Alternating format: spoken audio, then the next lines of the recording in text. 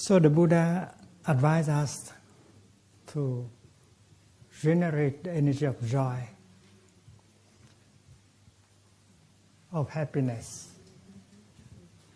of compassion to us. And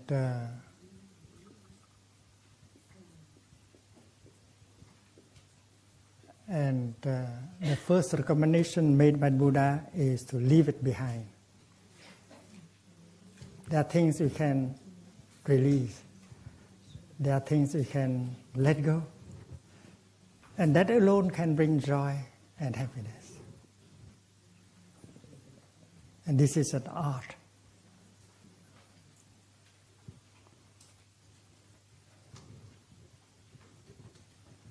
This is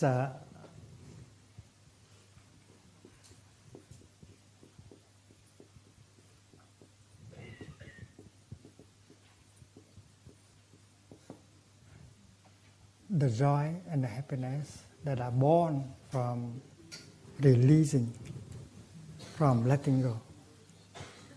There are things inside of us. There are things outside of us that we want to grasp. And if we have enough insight, we can let them go. And suddenly you have a lot of joy. So the first tactic adopted by true practitioners is to learn how to release, how to let go.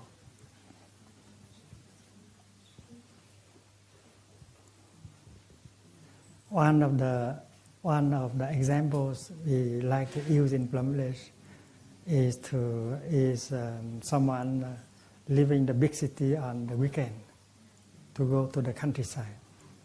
The city is noisy, polluted, and we are tired. The city does not smell very good, a lot of smoke.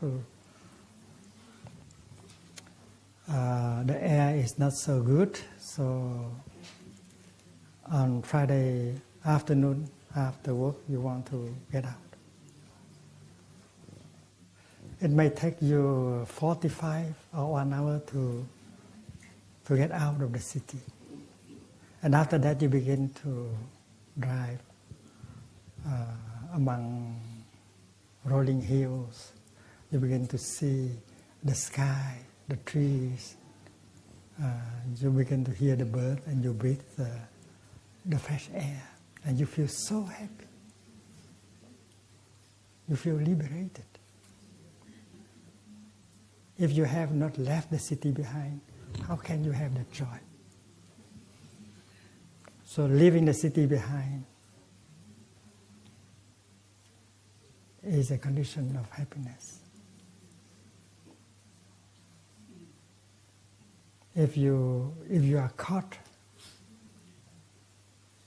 in something, especially when you think that something is so crucial to you, so you keep get caught in that, and you continue to suffer, and you still believe that you need that. But in fact, that may be an obstacle for your happiness. So if you have enough insight, you have enough courage to let it go. And after that, you feel free. You feel free.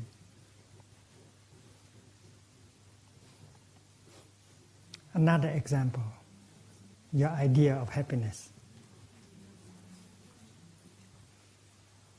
This is not a material thing. This is a mental thing. Each of us has an idea about happiness. We think that we have to get this in order to be really happy. We think that we have to get that in order to be happy. We think we have to get rid of this in order to be happy. We have many ideas. I want that diploma, I want that position, I want this and that. And you have an idea as how to be happy. And a whole nation might do the same thing. Whole nation might think that this path of politics, this ideology is the only way to be happy.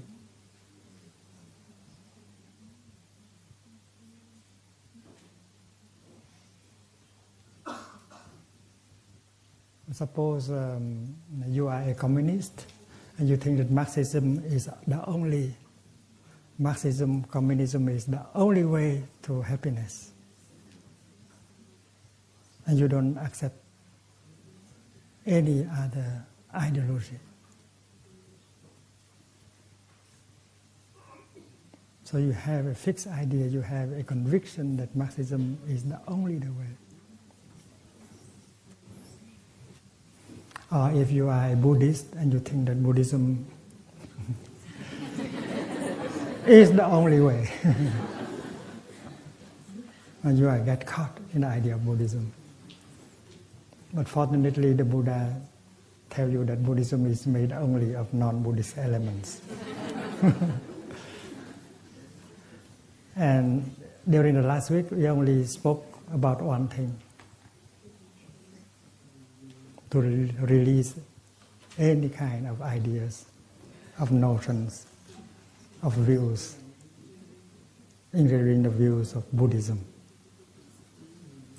So you have an idea about happiness, and maybe you have not been able, if you have not been able to be happy, maybe because of that idea.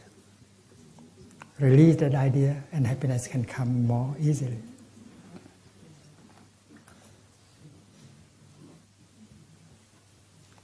Suppose there are many doors open to happiness.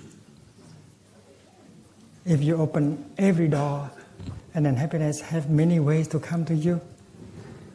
But the situation is that you have closed all the doors except one. And that is why happiness cannot come, because that door,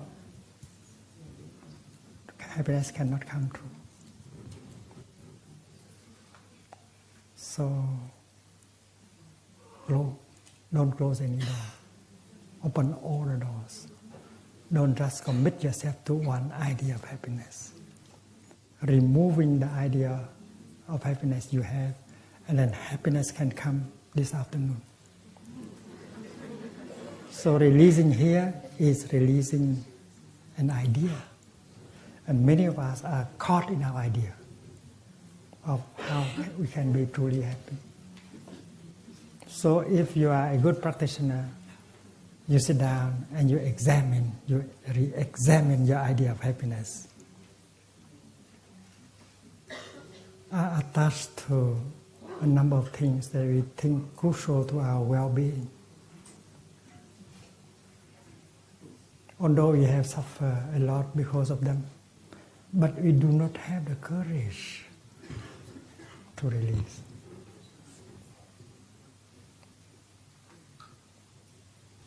We thought that it could not be safe for us to release it. But in fact, the truth may be that we have continued to suffer just because of that. That may be a person. That may be a material thing. That may be a position in society. That may be anything. We have been thinking that without that, we will not be safe. And that is why we have been caught by it. We need real insight. And that insight will bring us courage. And only with that courage that we can release it. And finally we find free. We feel free. And happiness is possible. So everyone has to decide for himself, for herself. This is the teaching of the Buddha. Many of us get caught in things that we think to be crucial to us.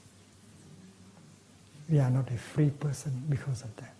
That is why joy and happiness can be born from releasing, letting go.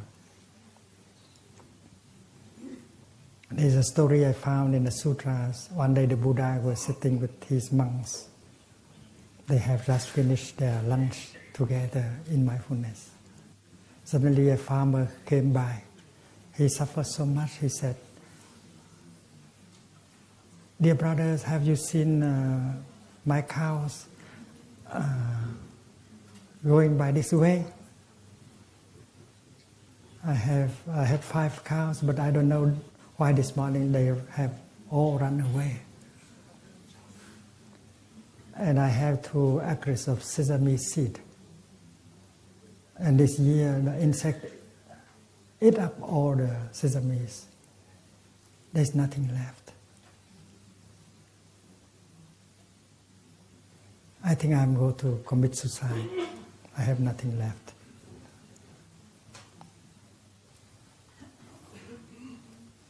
The Buddha, with compassion, looked at him and said, "Dear friend, we have been sitting here for more than 1 hour. We have not seen any cows going this way.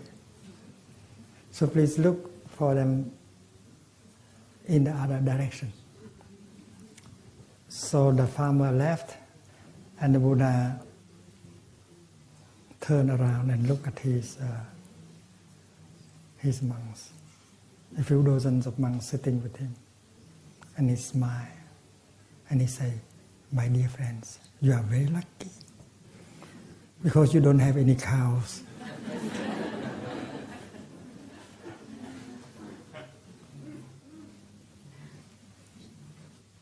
And these cows represent what you are caught in. So the practice is how to learn how to release the cows. So sit down and breathe in and out in mindfulness and concentration, and identify your cows. Call your cows by their true name. And to see whether you have the capacity of releasing any of them. The more you release, the happier you become, if they are cows. So cow releasing is an art, is a practice. And that idea of happiness you have is a strong cow. It needs great insight and courage in order to release that. And with freedom, happiness can come very easily. Suppose you want something very much, and you think that if you don't get that something, happiness will not be possible. You get caught in that idea. Because in reality, there are those who don't have that, but they are perfectly happy. Why not you? So there must be insight. So it is insight, right view, that saves us. And in the Buddhist tradition, we speak about salvation, emancipation,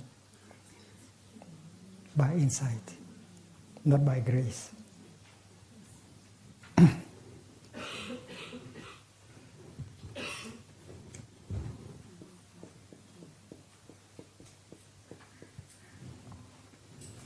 So letting go, releasing is one technique that can bring about joy and happiness.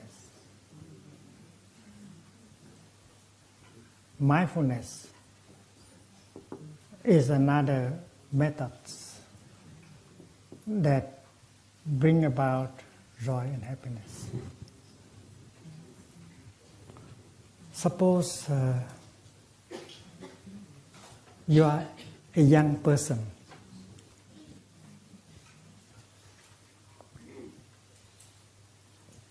You can practice hiking, you can jump, you can run, you can do many things. You are full of energy. So being young is a wonderful thing. There are those of us who cannot do like that anymore. We are too old to do so. So you breathe in and you feel yourself full of energy, young. Breathing in, I know that I am still young. And that brings happiness. Mindfulness. Breathing in, I know I'm aware of my eyes. Breathing out, I smile to my eyes. For non-practitioners, it may be something silly. But this is that can bring insight and happiness. When I breathe in, I focus my attention on my eyes. And insight comes that my eyes are still good enough. My eyes are still in good condition. It's wonderful to have eyes still in good conditions. Because you need only to open your eyes in order for you to enter into a paradise of forms and colors. Spring is there. There is a paradise there. And because you have eyes in good conditions, you can enter the paradise easily. You don't have to make any effort. Just open your eyes. For those of us who have lost our eyesight, the paradise is no longer available. And our deepest wish is to recover our eyesight in order to see the paradise again. But now we still have eyes in good condition. So breathing in, I'm aware of my eyes. They are in good conditions. So in the insight comes that you have a condition of happiness that is there.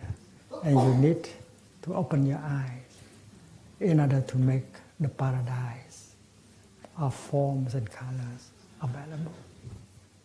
And that is mindfulness. Mindfulness brings joy. Mindfulness brings happiness. Mindfulness tells you that you are still young. Mindfulness tells you that your eyes are in good conditions. Breathing in, I'm aware of my heart. You recognize your heart, and you know that your heart still functions normally. And it's very crucial.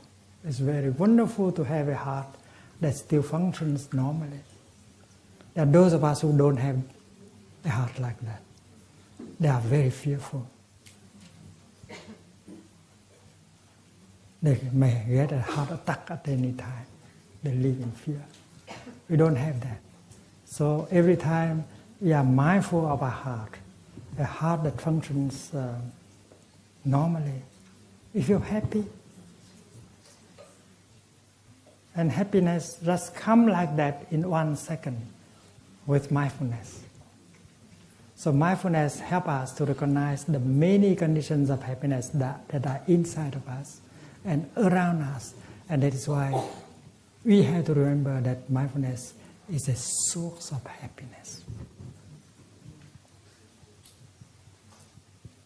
It's a source of happiness. You don't need money. You don't have to go to the shopping center. You just need mindfulness. You have the capacity of letting go. Now you have the capacity of being mindful. And being mindful, you get in touch with the many conditions of happiness that are already available.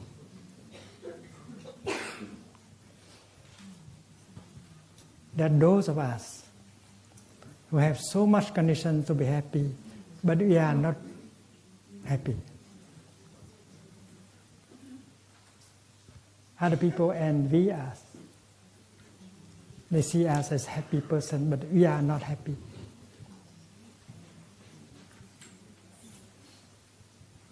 We have so many conditions of happiness, but we don't recognize them, we don't treasure them. And that is why sit down, use a sheet of paper and write down the conditions of happiness that you are having. You need one page. But after having filled one page, you need another page.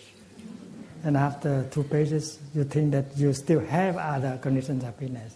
You continue on. You need many, many pages in order to write down that. So you recognize the conditions of happiness that you have. And if you need, you can ask a friend, dear friend, what conditions of happiness I am having now? Please tell me, I forget.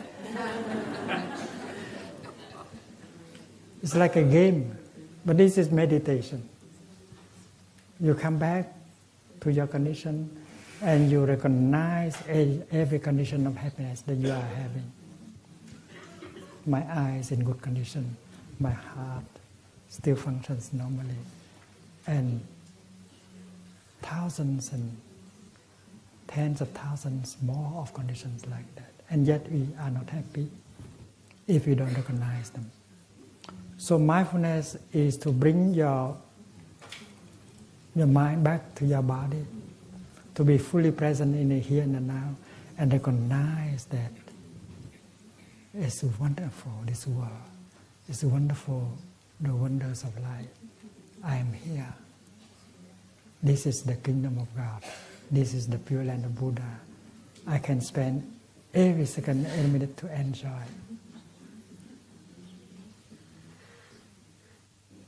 And happiness may be more than you can handle. Happiness may be more than you can handle. It's like a bakery. You go into the bakery and you are free to eat. You are embarrassed. You don't know how to begin.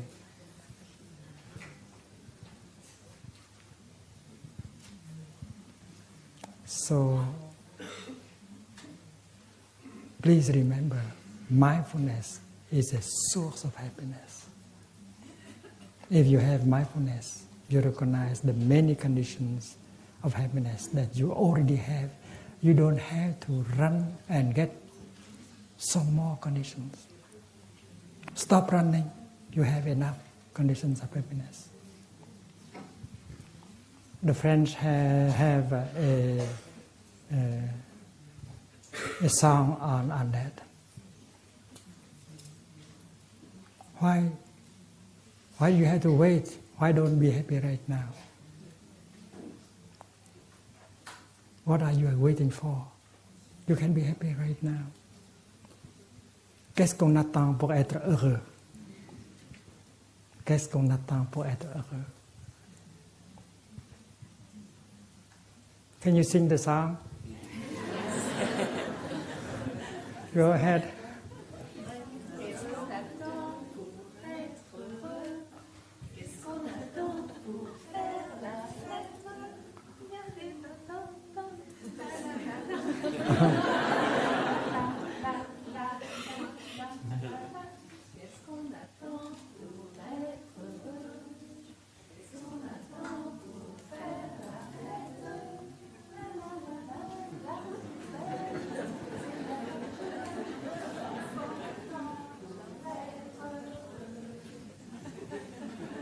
We have to sing that more often.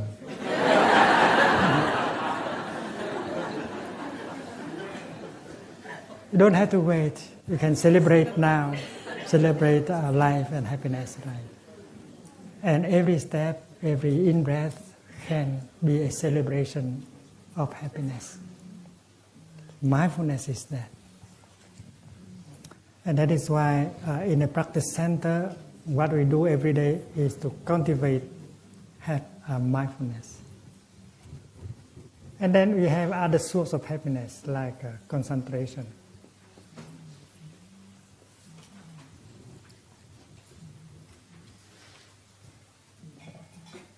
If we are mindful on something and then we begin to meditate on it, and the concentration increase the quality of happiness. Suppose you have a good cup of tea,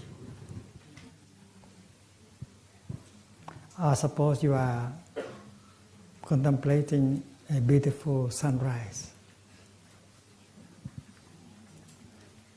And suppose you are mindful and concentrated. When you are mindful, when you are concentrated, you are truly there, and you concentrate on your tea becomes something very real. And the time of tea drinking makes you so happy. Because you are not disturbed.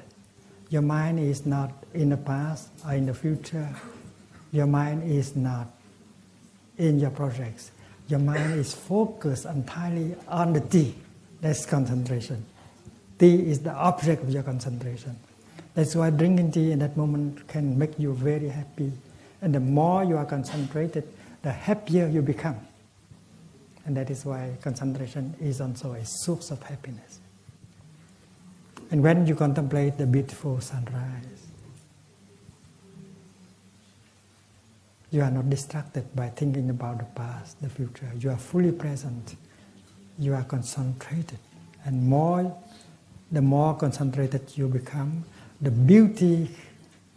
more the beauty of the beautiful sunrise is a view to you. So concentration is a source of happiness. And we used to think of money as a source of happiness. We used to think of power as a source of happiness.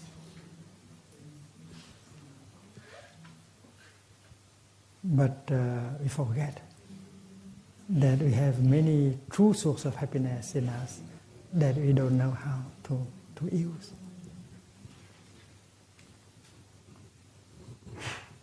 And also,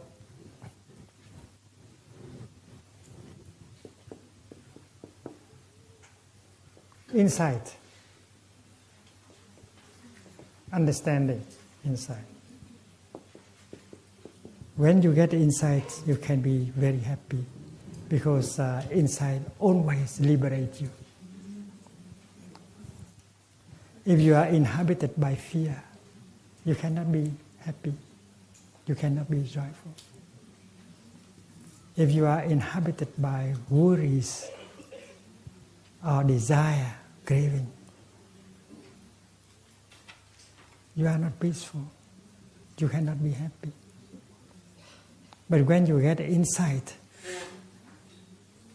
fear is removed, craving is removed, you are free, and true happiness comes to you through joy. And that is why the practice of meditation, releasing mindfulness, concentration, and insight,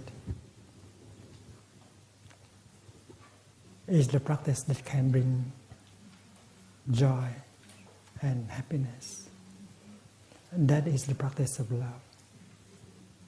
The practice of releasing is the practice of love. The practice of mindfulness is the practice of love. True love.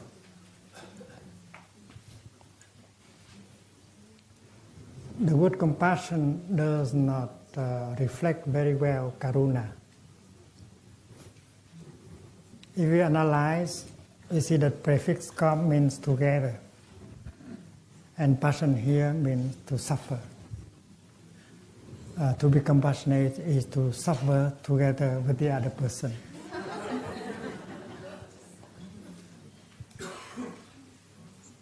But karuna does not mean that you have to suffer. Karuna means the capacity of relieving the suffering. And maybe the opposite. Relieving the suffering in you, relieving the suffering in the other person. And you have to got that kind of capacity, the power to relieve compassion. If you don't know the practice of mindful breathing, if you don't know the practice of holding tenderly your pain and your sorrow, if you don't know how to look deeply into the nature of suffering, and then you cannot transform, you cannot bring a relief. And if you do, you don't have to suffer. And you don't have to suffer with him or with her. In fact, you and her, both of you are practicing in order to remove and transform the suffering.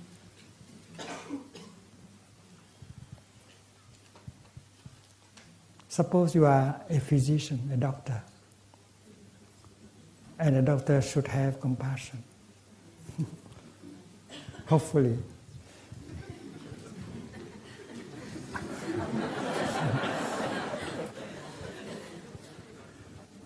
And when a patient comes and complaining of the pain, of the fear, and even if you are a good doctor, do you have to suffer with that person in order to be kind to him or to her? You don't have to suffer with him or her, because you know the way how to help him or her not to suffer.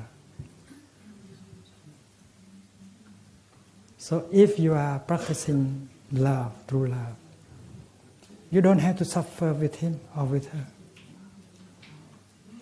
And you know how to help her, to help him to suffer less.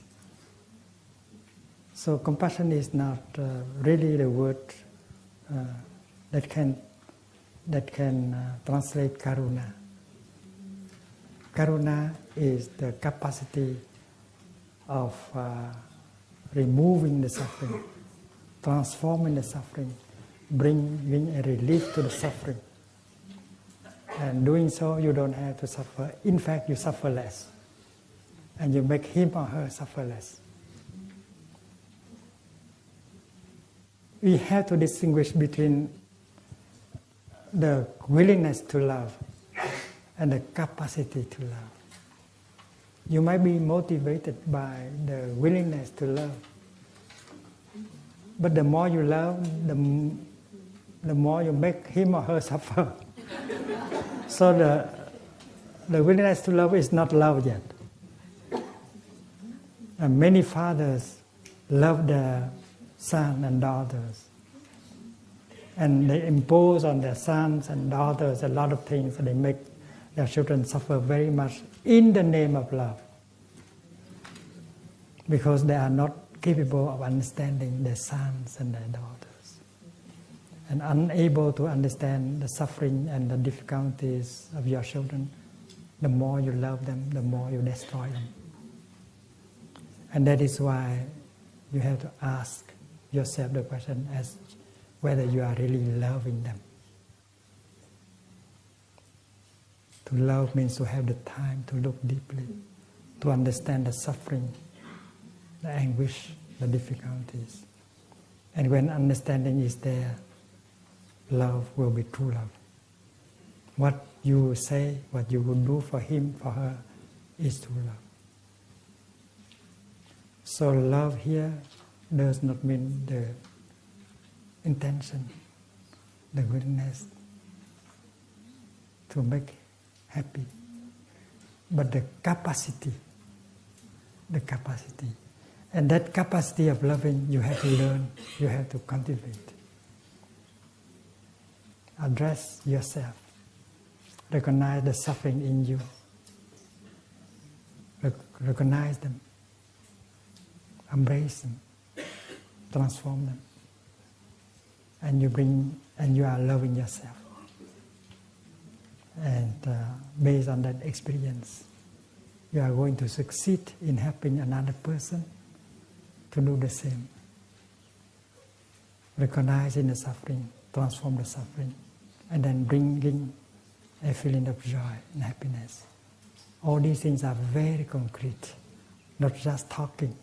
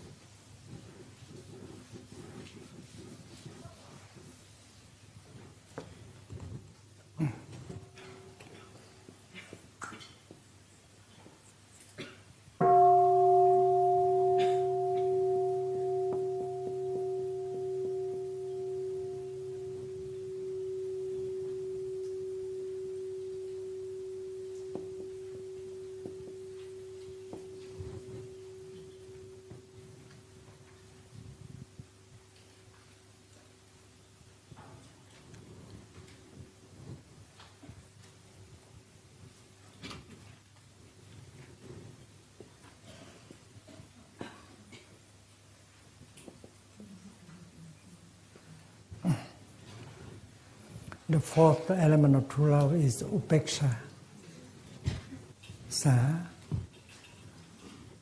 And this is the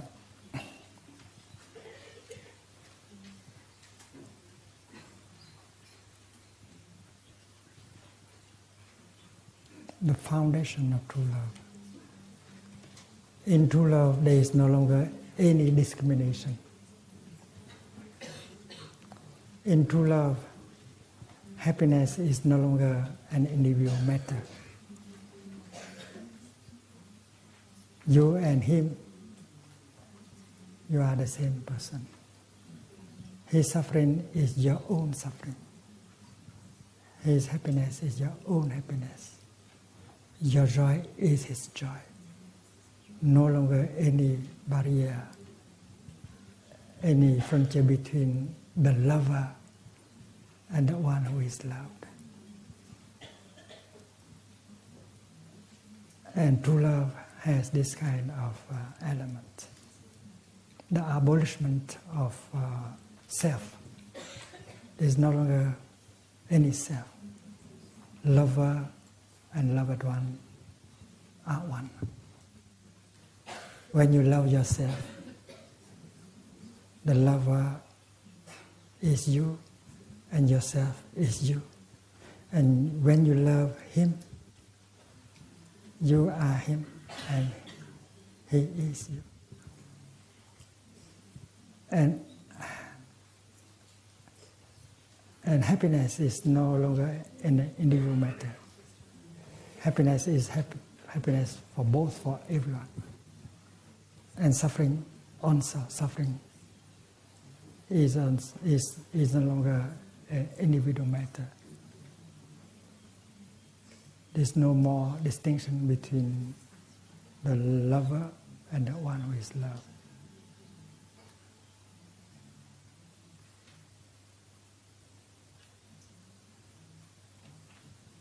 And equanimity has been used to translate upeksha, but I would like to use the word inclusiveness.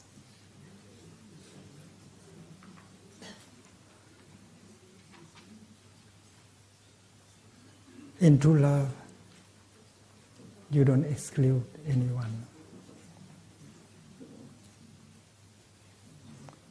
And if your love is true love,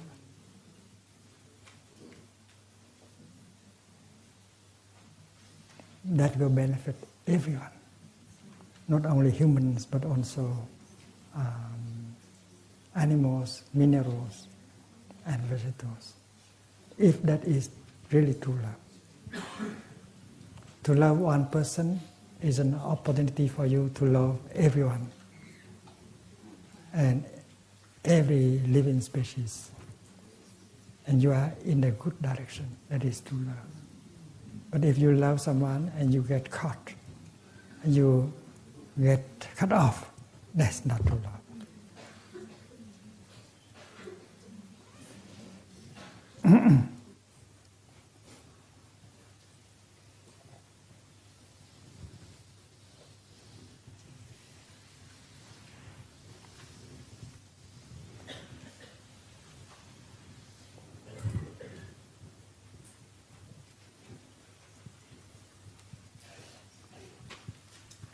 There's a song saying, I love you, I need you.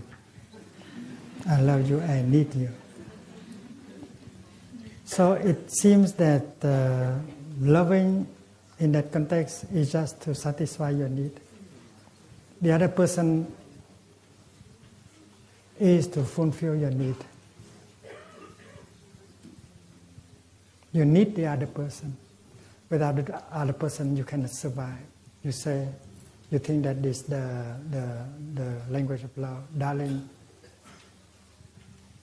I cannot survive without you. I need you. And that has to do with our original need, our original desire. Our original desire is to survive. As a tender baby just born, you are helpless. You are helpless. You have arms and feet, but you cannot move. You cannot go anywhere. You cannot do anything to yourself. Especially you have gone through moments of danger, the moment of your birth. They cut the umbilical cord. You come from a very comfortable place to a hard place. And you have expelled the liquid in your lungs in order to breathe in the first breath. So dangerous.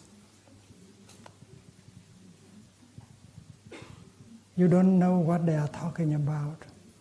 You don't know the language of man yet. You are just a few days old. But every time you hear the steps, the sound of steps coming close, you are happy because someone will bring you milk, will feed you, will bring you warmth and so on. You need someone. You cannot survive without someone. And that's the original need. The original need, the original love. You have arms and feet, but you cannot go anywhere. You cannot do anything for yourself. You are completely helpless. You need another person. That may be mommy or daddy. But you begin to distinguish. You can identify mommy by the smell. You can recognize the sound of her steps. And you are lying there hoping to hear that step, that sound of the step. That's your hope. And when you are close to your mommy, the smell of that person is so familiar. You fall in love with that smell. You fall in love with that sound. And you fall in love with that shape, that face. That's the first, the original love. And that love is born from your need. Your need. So when I say, I love you, I need you, that's very natural.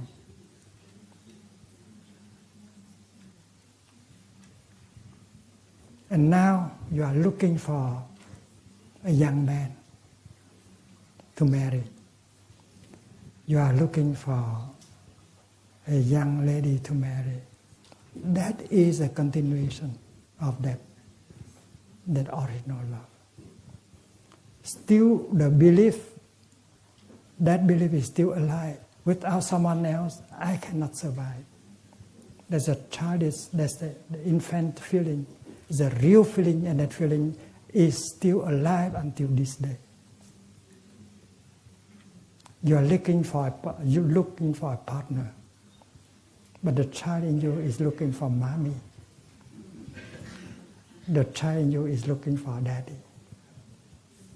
So when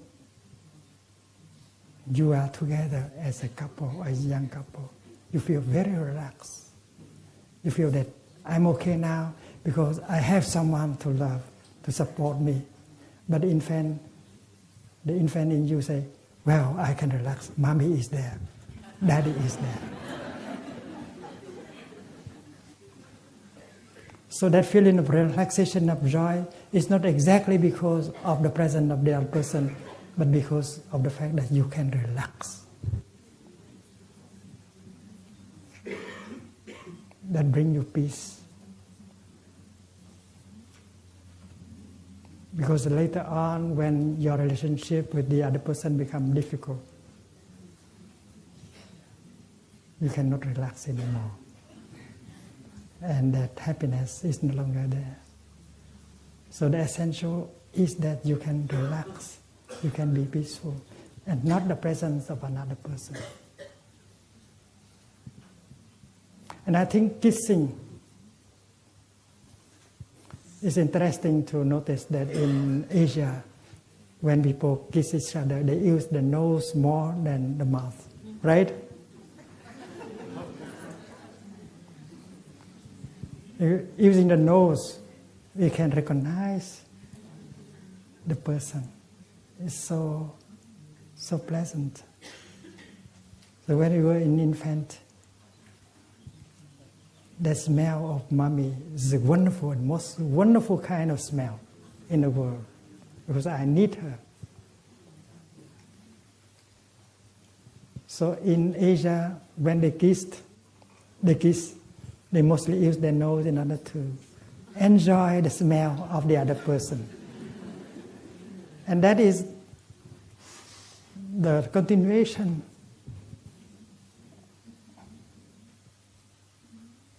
of the original desire, the desire to have that person close to us, the desire to hear that steps coming closer and closer.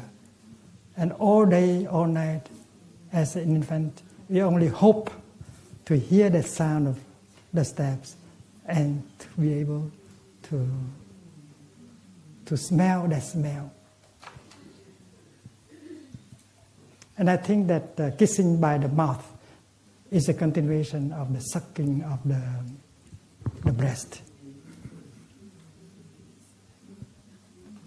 That is only a continuation.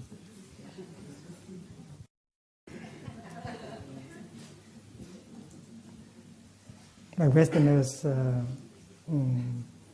use, I don't know, the nose as much as the Asian people.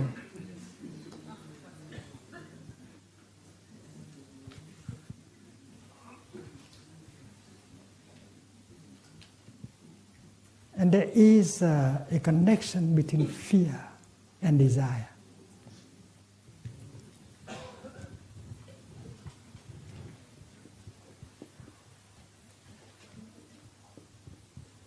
In fact, fear and desire are just one thing.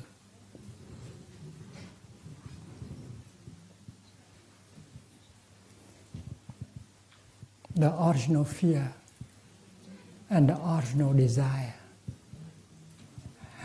have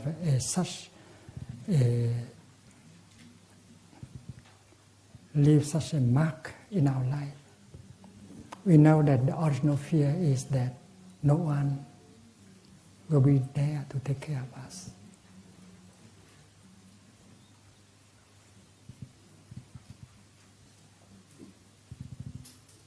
I am helpless. I have no means to take care of myself. I am vulnerable.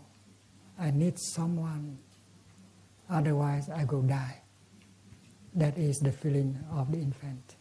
And that continues to survive until today. We are fearful, we continue to worry. If today, as an adult, you continue to be fearful, to feel insecure, not safe, you continue to worry, that is the continuation of the original fear. And together with that fear, there is a desire to have someone that will take care of us, take care of me. Someone that can assure my well-being, that can assure my survival. So today, as an adult, when we love someone, look deeply into that nature of love. We continue that kind of desire to have someone so that we can feel safe.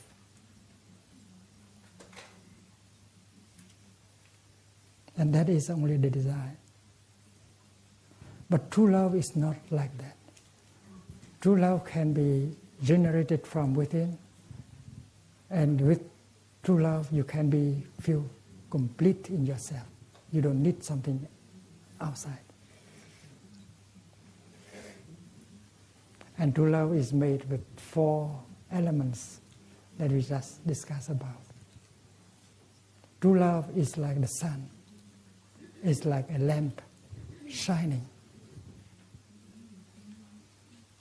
The lamp has kerosene. The lamp has light. the lamp is sufficient by itself, so it offers light. And it offers light for everyone. It does not say that, no, I only want to offer light to this person.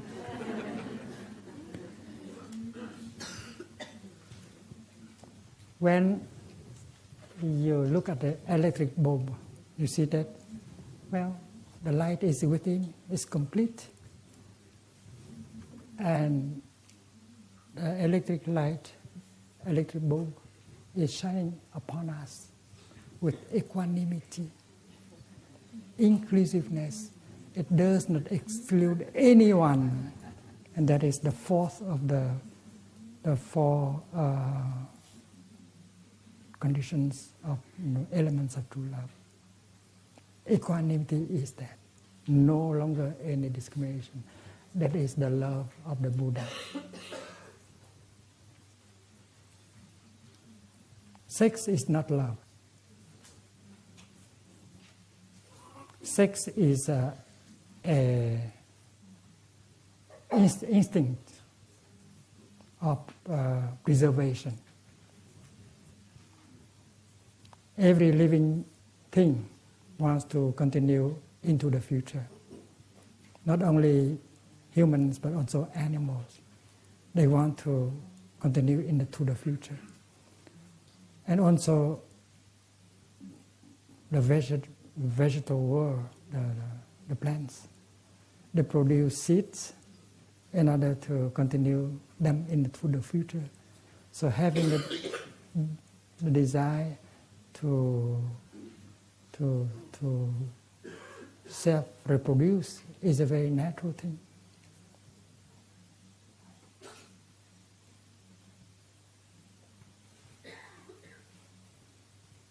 And love is another thing. Love is not sex. Sex is a means to reproduce, to continue. That is something natural with man, with animals, and we should not mix them up.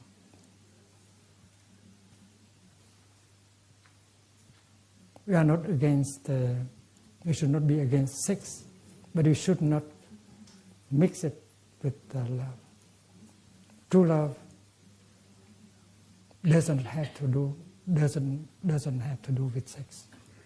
You can perfectly love without sex.